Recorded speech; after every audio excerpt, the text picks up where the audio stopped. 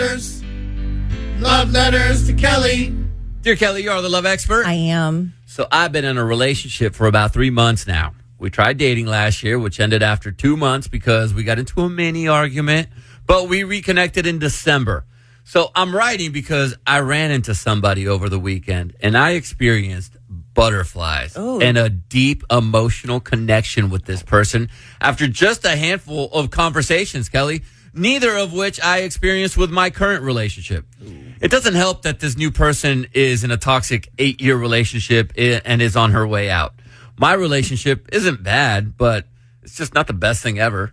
I feel like a scumbag for even entertaining this, but I've learned to listen to my feelings, and my feelings are butterflies. Any advice would be greatly appreciated. Jeremy. Don't run to toxicity. Why? You already know she's in a toxic relationship. Number one, that means she's not available right now. She is in a toxic relationship, and I know you want to be her hero and save her and pull her out of the flames and the depths of despair. Yeah. You are asking for trouble. I'm not saying you have to be with the one you're with. If you're not feeling the connection, that's fine. But don't be leaving her for drama like that. Is that what's going to make you feel so alive? You'll inherit that other, right? Whenever somebody's in a toxic relationship or whatever, you say, you go figure it out. Yeah. And when you're on the other side of that, then give me a call. I'll let your boy. Do not invite that. Why would you invite crazy into your life? Because she's For been the putting up excitement? with crazy, and so Because she you're likes bored? crazy. She This is is a guy. attracted to it. The guy is attracted guy. to it. Yeah. But I mean, does that make you feel? I get the need that you want to be somebody's hero and rescue them. Pull her out of that's that a big situation? thing. This damsel in distress thing. That's very real. Yeah. I remember a girlfriend of mine who was very, very successful and had a huge house, and she was in All the things. all the things. And the guy she was dating pulled up. Finally, she had him over because you don't bring somebody at first. And he looked at her and said, "You don't need me. Oh, whoa. You don't need me." Because men need to feel needed. And maybe that's what you're getting from her. You need to separate. You're saying it's this emotional connection. It's your desire to save her. That doesn't mean it's love. Go Lust. rescue a puppy. Yeah. But don't be inviting that toxicity into your life. I'm not saying you have to stay with the one you're with either. But yeah, that's it. I'm with you on that, Kelly. That's all I got. Love letters. Love letters to Kelly. I read this letter last night, and it made me chuckle. Dear Kelly, you're the love expert. I am. I have an embarrassing problem. I'm 34. I've been endlessly dating, trying to find someone to have a relationship with. For years, I've dated every single guy that I've matched with, and then some. Since I do date so much, I'm pretty slow moving when it comes to physical intimacy. Lately, I've been dating a guy who I thought might have potential. And Kelly, maybe he does, but I'm having a hard time getting past one thing. When he's trying to be flirty and move things along physically, he uses really offensive words to talk about my body. Some of the safest examples I can use are him saying things like, "Come on, girl, back that big old dump truck right here." Dude.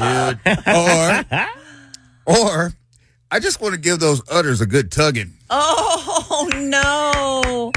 Yo, dude. Good one. You should never refer to them as that. Stitch that on a pillow. Udders? Yeah. He's got some even worse ones, Kelly, but I'm not going to repeat those. All right, Can you send them privately, though? Yeah. I would love to see them. I would love to hear them, I am Jill. curious to see or hear what he says. I told him that I found it repulsive when he uses words like that about my body. He has apologized, but he continues to do it. He says he can't help it because I drive him wild. Yeah. I don't buy that because I don't buy that he can't control his mouth and that he's somehow onto me. It's somehow on me. I'm sorry. Everything else about him, pretty much what I've been looking for. But I feel disgusted about the possibility of having intimacy with someone who thinks of my body in those terms. I'm too embarrassed about it to tell any of my friends. Do you think that I'm making too big of a deal out of this? Any advice would be helpful. That's from Jill. He's not it, Jill. He's not it. If you tell somebody, if somebody has a habit or something they're doing, a little action, and you tell them, this is not good, it's repulsive, and they continue to do it because I just can't help it. No, this thing is going to be the thing that's going to make you literally hate him. Yeah. So he's just not the one. Just don't settle. I know you've been through a lot. She's 34, you said? Yes. I know a lot of people think in my 30s your biological clock starts ticking. That's a very real thing. And you start panicking and thinking this might be my last shot. It's not. Come It's on, not. girl. Even Back if that you big turn old the dump corner truck even right if you here. turn the corner today and meet the love of your life who doesn't want to tug on your udders, and you fall in love. A year from now, you're engaged. 2 years from now, you're married. 36. Let's just say you live a good, long, healthy life. You're talking about 50 years with the same person who's going to have a lot of other annoying qualities, but not stuff that disgusts you and devalues you. There's a woman out there who thinks that's funny, and he'll go find his perfect match. It's not you. Some girls like the crude guy. But don't just settle for something just because, well, I mean, he's nice otherwise, but no, don't. Should we try it? Yeah. Should we try to say that to our ladies tonight, see how they respond? He would just roll her eyes and like laugh. I just want to give those udders. It might work. Yeah, try it and just see what happens. But I think record it, please. Kinsey, I will. Yeah. You've been with Kinsey for so long, she'll know you're just goofing because you don't talk like that to her. Sometimes normally. we change, though. But this guy is you showing role play a little bit. This guy is showing who he is up front, and that he's not going to change it. Take it or leave it. So you got to decide: am I going to take it or leave it? That's up to you. Love letters.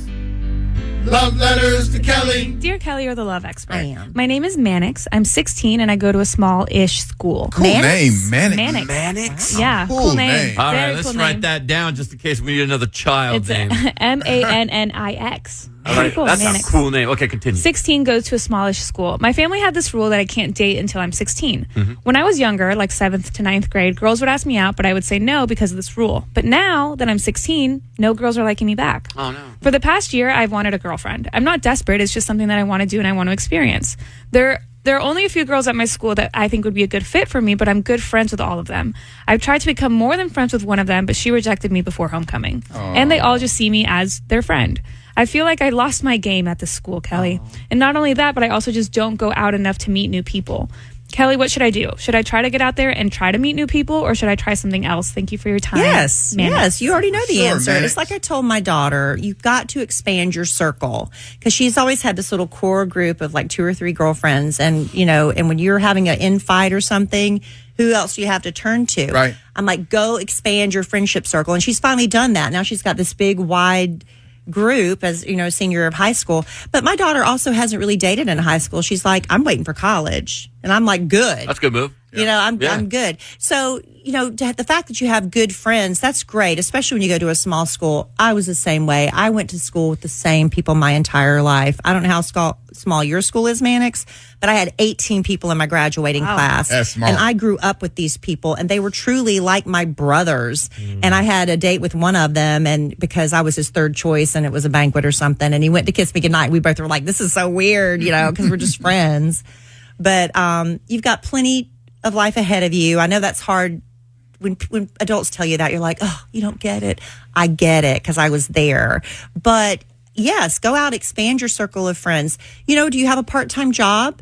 Because a lot of times when you're, get a really cool job where you're around a lot of people your own age, you're going to be exposed to whole new friend groups. There's volunteer. Youth group. Youth group at church is a great place. Yeah. So if you're asking me if you should expand your friendship circle, yes, 100%. Yes. Only good can come of that. Join a team. And also, you win coolest name of the day. Yeah, for by sure. far. Yes. I love that name. That sounds like the name for a new detective show Detective. with a theme song. Dun, dun, dun, dun, Mannix. Or even superhero. I mean, the possibilities with the name Mannix, they're endless. Very right there. cool. Love letters. Love letters to Kelly. Dear Kelly, you are the love expert. I am. I have a boyfriend and we've been dating for 6 months. My family loves him and he is the kindest person I've ever met. We try our best to hang out and my mom more is laid back and lets us. But when it's time to ask his mom, we usually get a no. If we do get a yes, she has to be there with us all the time. We're not one of those couples that have to be alone to be nasty, but we like our privacy. The thing is, we never tell his mom that we're both uncomfortable when she's with us, and we barely hang out except for school. Do I just keep following his mom's decisions even if they are unfair to both of us? Do I tell him to stand up for himself? What should we do, Kelly? Well, if you want to, I'm stuck on the nasty thing. right. So she's saying they don't want to do that. Yeah. They just want to be private time. That's Yeah. fine. But he's going to have to be able to. This is the thing. When you go to your parents with in a mature way and not just whining. You never leave us alone. But if you come with these are the facts. We've been together for a while. We've shown you that we're not, very physical, but there are times when we would just like to be in a room and watch a movie together. And I'm not saying that I want to go up to my bedroom with her and shut the door, or him, whatever, and shut the door. But can we at least, be downstairs and you not be in the room with us for a while? But don't come whining, complaining, come, and say, this is what I always told my daughter, until you give me reason not to, I trust you. And so you can say, your mom, say, have I ever given you, reason not to trust me? Can you trust me until I give you reason not to? And maybe she'll say, you know what, you're right. It is time to give you a little bit of rope. Mm-hmm. But if the answer is still no, respect the decision. Don't be sneaking around and doing stuff behind parents' backs and getting, I went out with that guy, the friend of mine, and he wasn't allowed. I went to a very strict school. He wasn't allowed to go to movies, and my parents allowed me to go to movies. Ooh. I know. It's very ancient times. But he told me he wanted to take me to movies, but I wasn't allowed to tell my parents. And I said that I'm not going because I didn't want to lie to my parents. Yeah. So if somebody's asking you to lie to your parents, they don't respect you. Right. That's a respect issue. Yeah. You shouldn't ask anybody to compromise. Don't lie to your parents. Those are the people you should trust the most. If you can get him to go maturely to his mother and explain the facts and say, what are your rules? Can you give us can we sit in the living room for 2 hours and watch this movie together? Baby steps until she realizes I can trust them enough. Boom. To do things alone. There you go. Oh. Breaking news. From Vanessa in Chattanooga, Kelly Raspberry on the text. Mannix was a detective TV show back in the day. That's what I thought. I wasn't sure. An actor by the name of Mike Connors played the character Mannix. Well, maybe he was named after that. You were right on point with the name, sounding like a detective. Maybe that was buried in the recesses of your mind. mind. Pretty cool. That's good right there. Look at that.